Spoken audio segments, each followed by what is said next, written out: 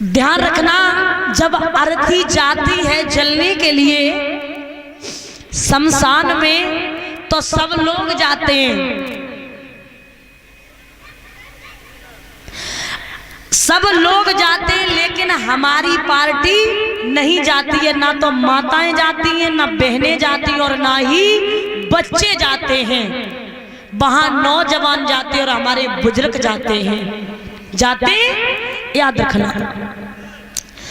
और जब महाराज जाते हैं तो बताया है कि इंसान हमेशा करता रहता है तेरी मेरी। और मैंने देखा है कि खेती के ऊपर अगर जरा सा खेत उसकी जगह में चला जाए तो उसके पीछे भी जान की हानि इंसान कर देता है। याद रखना। अरे क्या खेती सिर पे रख के ले जाओगे? नहीं ले जाओगे। थोड़ा रहम तुम भी करो, थोड़ा रहम वो भी करे, लेकिन रहम किसी के अंदर है नहीं, भलाई किसी के अंदर है नहीं, ईमानदारी किसी के अंदर है नहीं। ध्यान रखना। महाराज जब अर्थी जलती है शमशान में तो ध्यान रखना, उसका पुत्र हो कोई भी हो, दाग तो उसका पुत्र ही लगाता है।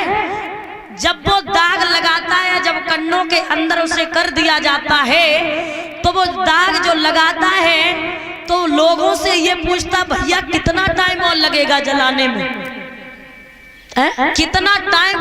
उसे इतना भी रहम नहीं है कि अरे अंतिम संस्कार है वो तो हिसाब से कर ले।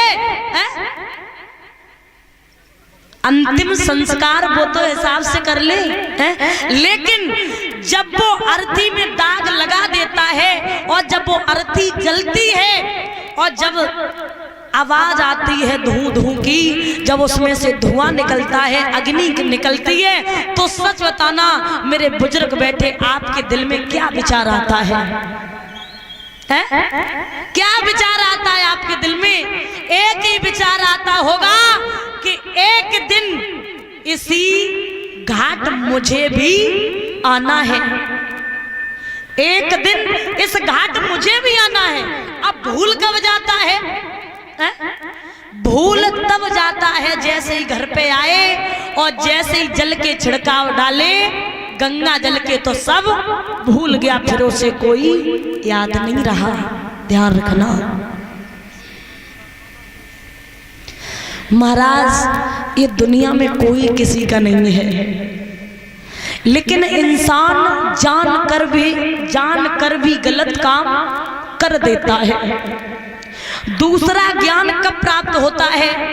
इंसान जब विषय वासना के बस में हो जाता है, जब हम और आप भक्ति जब करते थे, जैसे पहले के संत करते थे, घोर तप किया करते थे, जैसे चमन ऋषि थे, उन्होंने कितनी तपस्या की थी, जिनके शरीर में दीमक तक लग गए थे। एक ऐसे संत एक नहीं हुए, अनेकों हुए।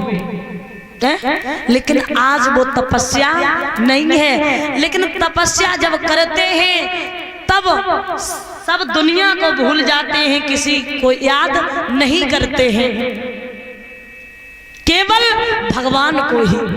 तब दूसरा ज्ञान प्राप्त होता है।